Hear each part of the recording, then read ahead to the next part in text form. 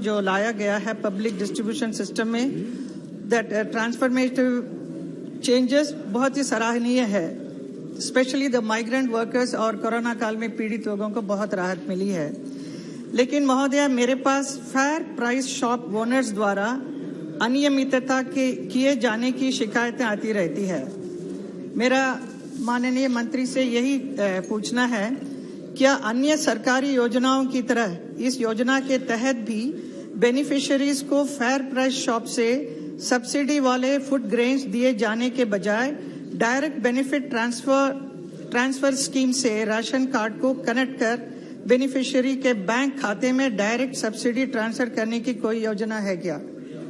माननीय अध्यक्ष महोदय, इसके ऊपर भी कई बार विचार हुआ है, कई बार ये सुझाव भी सरकार के समक्ष आया है, इस पे कई बार चर्चा भी हुई है। इसके दोनों पहलू हैं। एक तरफ इसका एक लाभ भी है कि सीधा पैसा खाते में जाए तो ये पूरा अनाज एक एक जगह पहुंचाने का खर्चा वगैरह सरकार के ऊपर नहीं आएगा। लेकिन इसका जो दूसरा पहलू है कि अगर पैसे बैंक के खाते में गए और जो हमारी गृहिणी है, हमारी घर चलाती है, हमारी माता बहनें हैं, अगर उनको ये पैसा उनके हाथ ना लगा या उनके खाते में भी डाला लेकिन कोई और इस्तेमाल में लग गया और अनाज ना मिला उस घर को, अनाज ना मिला उस बच्चे को, तो वो हमारे सबके लिए एक बहुत गंभीर समस्या होगी। इसको मद्देनजर रखते हुए फिलहाल ऐसा तय हुआ है कि इसको ही आगे चलाया जाए और इसी स्कीम के माध्यम से लोगों तक अनाज पहुंचे। मैं एक और बात कहूंगा, क्योंकि उन्होंने एक विषय रखा कि हमने इसकी लगातार ऑडिट की भी प्रणाली रखी है।